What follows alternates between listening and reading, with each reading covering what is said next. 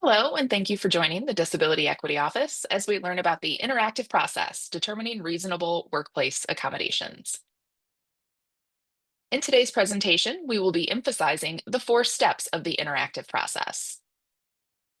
The accommodation process begins when an employee submits a request for an accommodation, ideally with medical documentation. This enables us to make a disability determination and pursue workplace accommodations.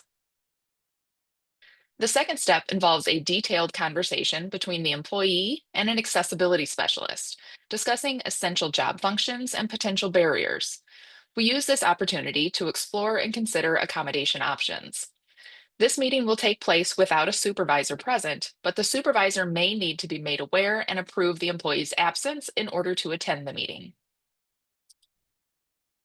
Step 3 is broken into two parts.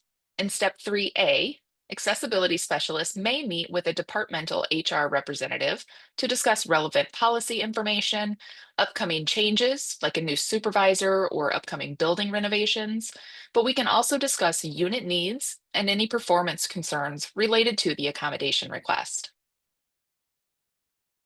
Step 3B involves a discussion that does include the supervisor, HR representative, and the accessibility specialist. The discussion will focus on identifying how we can effectively accommodate workplace limitations and barriers. We'll speak in depth about the employee's job functions and how an accommodation may impact unit operations. If an accommodation has been determined to be reasonable, departments should support the employee's preferred accommodation option. If an accommodation cannot be supported, the employee will be notified with the reasons why the determination was made. The final step is when all gathered information is reviewed to determine the most effective accommodation. Then everyone will receive documentation outlining the accommodations agreed upon. There may be instances where a reasonable and effective accommodation cannot be identified. For example, if the only effective accommodation requires the removal of essential job functions. In these cases, there are still other options that may be available, such as reassignment to a different position, shorter long-term disability leave, or another benefit program. Who needs to know about an employee's accommodation? The ADA requires employers to keep all disability-related information private, and this includes an employee's disability disclosure, their engagement in the interactive process, and any accommodations that are implemented. Unit representatives often do not need to know the specifics of an employee's medical condition to implement accommodations. Therefore, requests are presented from the perspective of the work-related limitation that is impacting the employee's ability to safely or efficiently complete their essential job functions. For example, if an employee's limitation is concentration, it could be related to many disability categories, including neurodivergent diagnoses, anxiety, depression, migraines, fibromyalgia, and so many more. An employer knowing fewer details about an employee's medical condition can be beneficial in reducing the risk of improper or accidental sharing of information. It also allows the supervisor to concentrate on performance and not make assumptions about medical conditions or their impact when it's not appropriate. We're now going to provide a role play scenario of those steps of the interactive process. An example of the interactive process, step 1. Lauren, who is a case manager, submitted an accommodation request and relevant medical documentation. On the form, Lauren is asked to describe her requested accommodation and how it will help her perform the essential functions of her job. Lauren states, I am having trouble sitting all day in front of my computer. My doctor recommends I use a standing desk and some ergonomic equipment to help with pain. I'm also having a hard time concentrating because I work in a busy office with a lot of distractions. I'm not sure what could help, but I'm really having a hard time getting my work done. On this slide, we're sharing a copy of the accommodation medical request form that Lauren submitted with her request. But as a note, this document is not shared with anyone outside of the Disability Equity Office. We're sharing it with you today just for demonstration. Relevant information on this form shows that Lauren has degenerative disc disease, spinal stenosis, levoscoliosis, generalized anxiety disorder, and a depressive mood disorder. Affected major life activities include thinking, standing, sitting, concentrating, and performing manual tasks. Affected major body functions are the brain and the musculoskeletal system, which have been impacted since adolescence. When the provider was asked how the employee's limitations interfere with their ability to perform their job functions, they stated, the patient may experience episodes of symptom exacerbation where mobility may be severely impacted. Patient may also have difficulty concentrating in high traffic areas. The medical provider listed recommended accommodations that include room dividers, reduction or removal of distractions, providing equipment such as an ergonomic chair, keyboard, mouse, and floor mat, and also a private office space or distraction reduction. These limitations are expected to be permanent, and the document is signed and dated by Dr. Stephen Strange and includes a license number. In the second step of the interactive process, Erin sends an email with instructions to help Lauren prepare for their meeting. Lauren is asked to share her job description, be prepared to discuss how the requested accommodations will assist with fulfilling essential job duties, and is provided a link to JAN, the Job Accommodation Network. JAN allows users to review accommodation options to help begin the brainstorming process. We'll now begin our role play. On this slide, you'll see a list of some of the questions that Erin will ask Lauren during their meeting. Erin begins the meeting by outlining the 4 steps of the interactive process, just as we described them on the previous slides. Hi, Lauren. Thank you for meeting with me today. My role as an accessibility specialist is to work with employees and their units to facilitate the interactive process of determining and implementing accommodations. I want to note that regardless of what accommodations are identified at the conclusion of this process, they can be amended in the future if they don't meet your needs. I also want to note that I am an IRO, an individual with reporting obligations. This means that I'm not a confidential resource. If topics are discussed that fall under the IRO SPG, I'll be required to make a report. But generally, ADA matters, including your medical diagnosis, remain private. So let's get started. Can you tell me the name of your immediate supervisor? Hi, Erin. Thanks for giving me that background. My supervisor's name's Megan. Great. And what is Megan's job title? I don't know if she has a specific title, but I do know that she's the director. Okay. Do you happen to know who the HR rep for your unit is? I I think my HR rep's Jordan. Wonderful. So I know a lot of people aren't sure who their HR rep is, so we'll double check that information. Thank So you. now I want you to tell me a little bit about your job. What would you say are your essential job functions or some of your most important job duties? Okay. I'm a case manager, so I spend most of my time processing new requests that are coming into our office. I make sure that we're sending out emails, letting people know what they have to do next in their steps. I keep track of all of the documentation that needs to be filed, and I schedule a lot of meetings. Um, I also do some administrative tasks, quite a bit of answering phone calls, managing our Google Drive for our office, and then processing cart requests. There are a lot of other side projects that I do, but those are the main things that I do most of the days at work. I also see from your medical documentation that you have some musculoskeletal diagnoses, and I see some of the limitations have been described as sitting and standing. Talk to me a little bit about how these limitations are affecting you when you're working, fulfilling some of those tasks you just talked about. Yeah. Some days I'm totally fine. I don't have any trouble working. But there are other days, especially when I'm in a lot of pain, where it's really hard for me to focus on what I'm doing. Lately, I've been having a lot of back pain, a lot of flare-ups, and it's getting hard for me to sit all day. And as I said, a lot of my job is at the computer or taking phone calls. But I really have to be able to move around or at least be able to stand up a little bit more so that I can make those flare-ups more manageable. Have you ever used a sit to stand desk or a standing desk before? Yeah, I did have one at a previous job. I found it helpful. Sometimes when my back pain was really bad, though, it got hard to lift because it was one of those manual ones that I had to pull up. I actually even had to go out on FMLA leave at one point because of it. So you did have a sit to stand desk, but that it was manual, you had to lift it yourself. So it sounds like you might benefit a bit more from an electric model. So you push a button and it can raise and lower on its own. Would that sound something that might work a little better for you?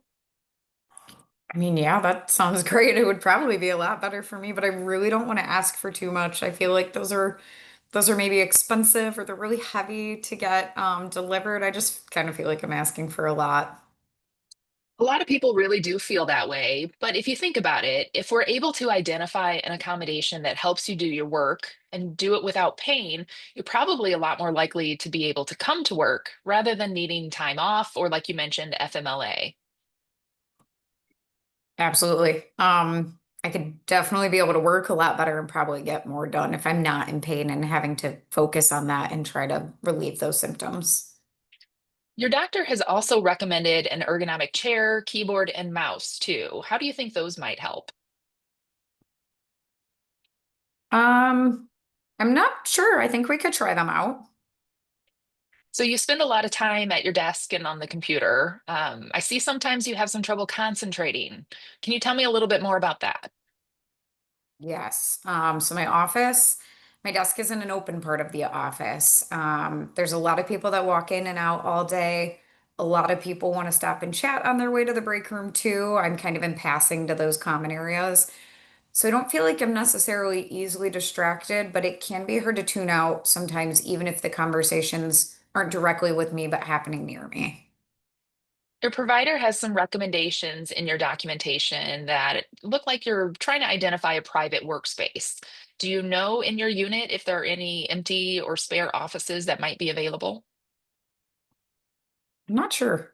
We recently had some remodeling done, so I don't really know if all of the spaces are taken or if they're being accounted for or have a plan for someone to be in. Okay, so that's definitely something I can talk to your unit about and try to get some more information about that, the space area and what might be available. I see that you've also mentioned that you think noise reducing headphones or a white noise machine could be helpful. Tell me how they'd help with some of those limitations or barriers that you've been experiencing. I think the white noise machine would really be helpful for tuning out that background noise I was talking about and help me remain focused with the things I need to do, the conversations I'm having. But there are different scenarios where I feel like noise canceling headphones would be helpful to block out the noise and be able to focus in, especially more on my clerical work or things that require real attention to detail. That those are the ones that maybe don't require me to be interacting with others, where I'd be able to put those headphones in and kind of focus in. But I do notice when I wear headphones, those ones that go over your ears, they give me a really bad headache. The pressure that they put on my head, they're just not comfortable. I'd prefer the in-ear headphones if that could be a possibility. I don't know if that, again, is asking too much. Yeah, we can definitely look into some options for you to try out, and maybe we can find something that works a bit better for you. Have you considered any other accommodations or any other items that you think might be helpful for you? Yeah, I did look on that Jan website that you sent me, and it seems like there are some specific ergonomic items that I would like to try. For example, I saw an anti-fatigue floor mat. I think that would be helpful if I did utilize a standing desk. I think that would be helpful for those times. How do those extra requests work? Sure. When it comes to equipment related accommodations, we'll typically ask the employee to provide a list of the items that they think are going to fit their needs the best. So your department, it's not required to buy any of the most expensive items. So if they are able to identify a similar item that still is fitting your needs and it might be a bit more reasonably priced, they can actually look at that item. But really, as long as whatever it is that's identified fits your needs and provides the support that you need, that's really what matters. Okay. Thanks for clarifying. I feel like I have a lot of requests. I'm not really sure that my unit would support so many of these accommodation items. Are there a certain number of the requests that I can submit, or should I look at prioritizing kind of the top one or what's going to be best for my situation? So there's not a limit at all. This is actually a common question we get from employees. So there's no limit to the amount of items that can be requested as an accommodation, but we are going through this interactive process to determine what's reasonable, effective, and can be supported. So for one person, that can mean one item, but for another, it can mean multiple. It really just depends on the individual. Is there anything else that you'd like to share with me today? I don't think so. It's been really helpful. I appreciate you answering my questions and informing me on some of that background information. Great. So I think that I have all of the information that I need at this point in our process. So now it's time for you to decide what you'd like to do next. Are you ready to move forward, or would you like to take some additional time to do a bit more research or thinking about what might be helpful for you? We can move forward anytime that you're ready. Yeah, I think I have everything I need. I think I'm ready to move forward with the request. Okay, great. So my next steps will be to contact your unit to get things scheduled with them. As a reminder, and just to avoid any confusion, no decisions are made yet and no accommodations are finalized, but I'm going to be sure to update you as we progress through the interactive process. Please feel free to reach out to me if there's anything else that comes up that you'd like to share. Great. Thank you. So in step 3A, Erin now contacts Jordan, who is Lauren's HR representative for the unit. Erin and Jordan schedule a meeting to talk about Lauren's request and any other relevant information. Jordan provides Erin with a copy of Lauren's job description. At the beginning of the meeting, Erin explains to Jordan the steps of the interactive process, just like she did in her meeting with Lauren. On this slide, you'll see a list of some of the questions that Erin will ask Jordan during her meeting. Hi, Jordan. Thank you for meeting with me. As I described in the email I sent over, the Disability Equity Office received an accommodation request from Lauren, and I wanted to talk over the request with you and hope that you can share some unit related information before we meet with Lauren's supervisor. I did have an opportunity to review the job description that you sent over, so thank you for providing that. I wanted to ask you though about this version of the job description. It looks like it's about 2 years old.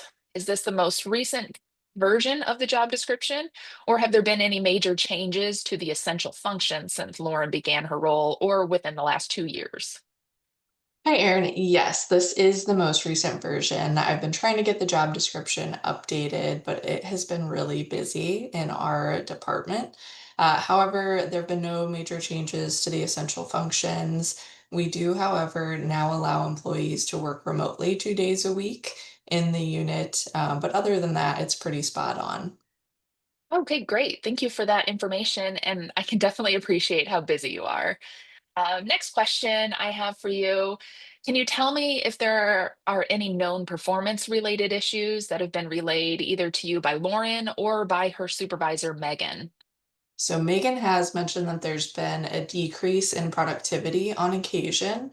This has not, to my knowledge, resulted in any disciplinary action, but Megan has expressed some concerns if it continues to affect the team. Okay, so sometimes knowing ahead of time, it can really give me a better understanding of how to talk about communication strategies between the employee and the supervisor. Lauren also shared with me that she's taken some FMLA leave in the past for a musculoskeletal condition. So I don't need a lot of details about that, but can you tell me if she's exhausted her benefit hours or if she has any remaining? So Lauren has not used any FMLA in the past year, so she has quite a bit of time available. Okay, great. So as far as Lauren's accommodation request goes, she's looking for ergonomic equipment and a private workspace or work area. Do you foresee any major challenges that the unit may have with supporting these requests? Well, we've been able to provide ergonomic chairs to several staff members in the past, so I think as long as we're not looking at anything extraordinary, it should be okay. The private workspace, on the other hand, may be a challenge. I'm not sure how much space is available in the building, so we'll definitely need to get Megan's input on that. Okay, very good information to know, and I appreciate you sharing that with me. So we can definitely get into the details about the specific items and whether or not a space may be available when we all get together. Is there anything else you can think of that we should chat about today before we include Megan? Not that I can think of. Okay, great. Well, thank you so much for your time, and I'll be in touch soon to get another meeting scheduled that also includes Megan. Now in step 3B, Erin contacts Jordan and Lauren's supervisor, Megan, to schedule a meeting. Erin shares an agenda and a list of the accommodations that Lauren has requested. This allows Megan and Jordan time to begin thinking about any questions that they may have for Erin. On this slide, you'll see a list of some of the questions that Erin will ask Jordan and Megan during their meeting. Hello, Jordan and Megan. Thank you for meeting with me today to discuss Lauren's accommodation request. So, as a reminder, I'm not going to be sharing details of Lauren's condition or diagnosis or medical documentation, but I will share information about how Lauren is experiencing barriers and limitations related to essential job functions. Lauren and I have already met to discuss some potential accommodations that we feel might be effective. And now we're here to get your input about unit operations and to help determine if these requests can be supported. But before we get into those requests themselves, I really would like to hear from you about Lauren's job. So I have read through the job description that you've provided, but I want to kind of hear in your own words what you consider to be the essential job functions. Hi, Erin. Thank you so much. It's great meeting you. Lauren is our case manager. She uploads all of our cases and gets all of our documents organized for our department. As the first point of contact for the office, she answers phone calls, responds to most email inquiries. She also maintains calendars for the directors and helps schedule meetings for most of the departmental staff. She also keeps tabs on the Google Drive and processes for our cart request. I say most of the work is definitely administrative in nature. Right. I think that's pretty similar to what Lauren expressed to me as well, and from my understanding of what's in the job description. So, the very first part of Lauren's accommodation request is for ergonomic equipment that does include a sit to stand desk, a chair, a keyboard, a mouse, and then also an anti fatigue floor mat. These items can help address the mobility or musculoskeletal limitations that Lauren experiences when she's at her desk and working at her computer. Do you foresee any concerns with providing items like these to Lauren? I guess, what do you mean by a sit to stand desk? Is this a piece that sits on top of the current desk? I think the other items you mentioned should be fine. We have no problem providing the keyboard, the mouse, the floor mat. We may need some guidance though when it comes to finding a chair. Great question. Lauren is requesting either a desk itself that can be raised and lowered or a converter that sits on top of the desk.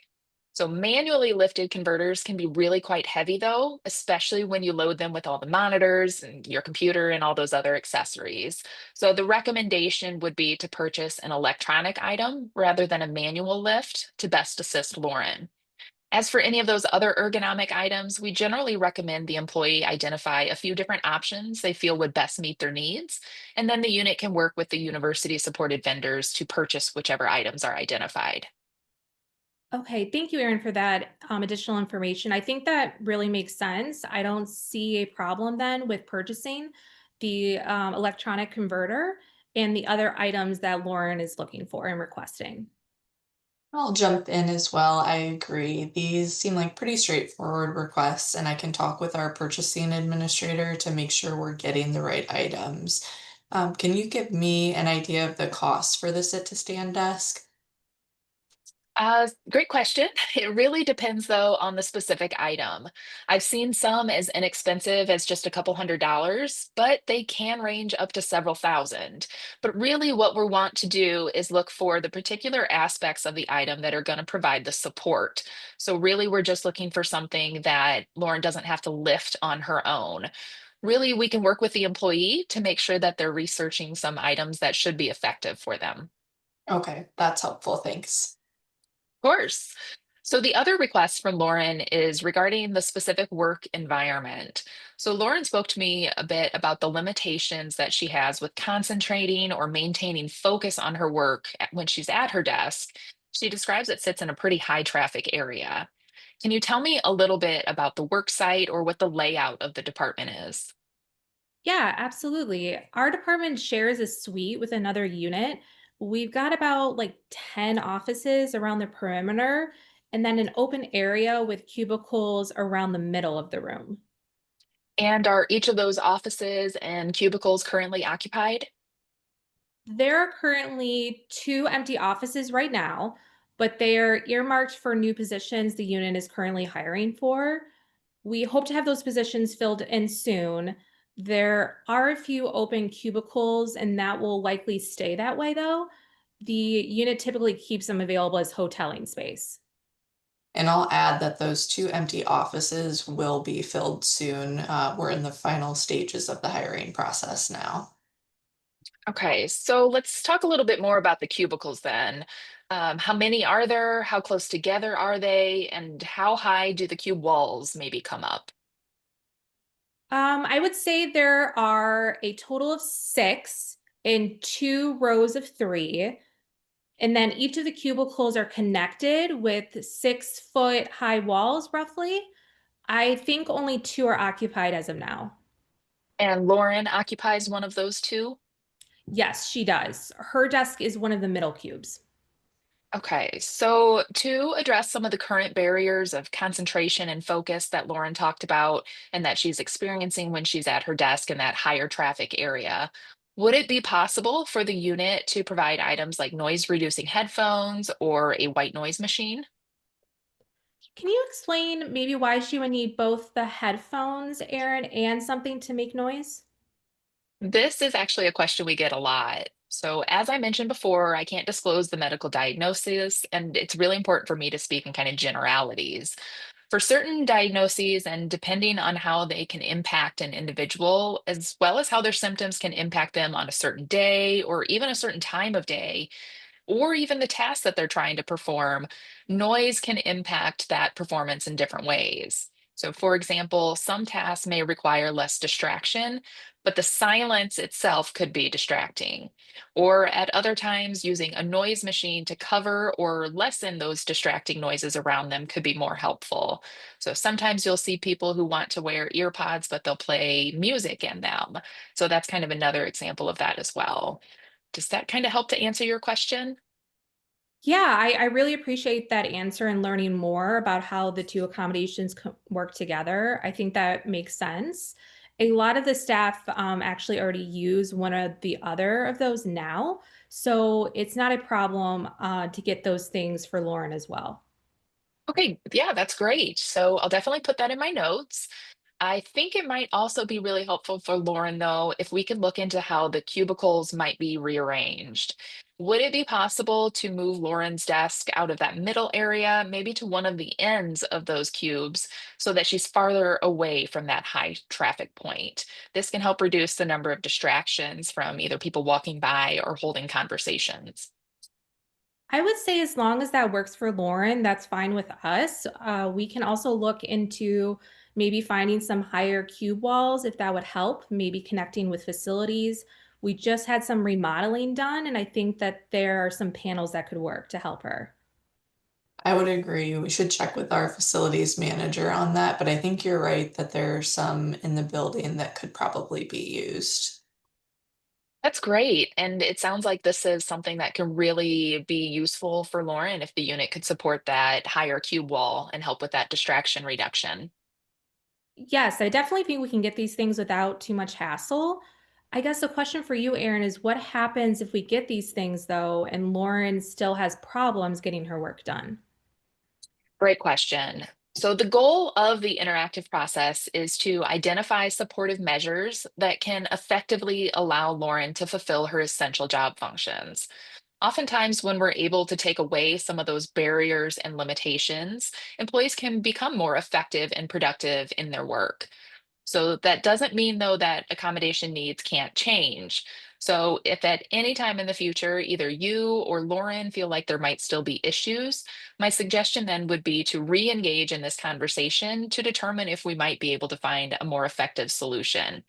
So our main goal is to keep employees in their roles. So I always suggest a trial period to adapt to the new accommodations before reassessing if the accommodation may not be working. Okay, that makes sense to me. Thank you so much. All right. Any other questions from either one of you that I might help answer today? No, I think that all sounds good and fine. I agree. No other questions at this time. Okay, great. So thank you both so much for all of your feedback. I will then get to work on drafting up a document to reflect our conversation, and I'll get that over to you in email very soon. Again, thank you both. Thank you. Finally, in step number 4, an accommodation document is created describing the accommodations implemented in detail. This document will also reflect the duration that the accommodation should be in place. In this example, the accommodations that have been identified for Lauren as reasonable and can be supported by the unit are a work environment modification.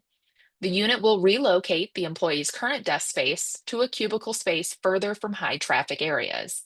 The unit will install 8-foot cube wall panels, purchase a white noise machine, and purchase noise reducing headphones for the employee's use. The other accommodation is for equipment. The unit will purchase an electric sit-to-stand desk converter, an ergonomic chair, keyboard, mouse, and an anti-fatigue floor mat for the employee's use. The employee shall provide a list of preferred items for purchase to the employing unit, and if the unit is unable to purchase a preferred item, the unit will confer with the employee to ensure a suitable replacement item is identified. We hope you found this information helpful and the role play example helpful in navigating the interactive process used to determine reasonable workplace accommodations.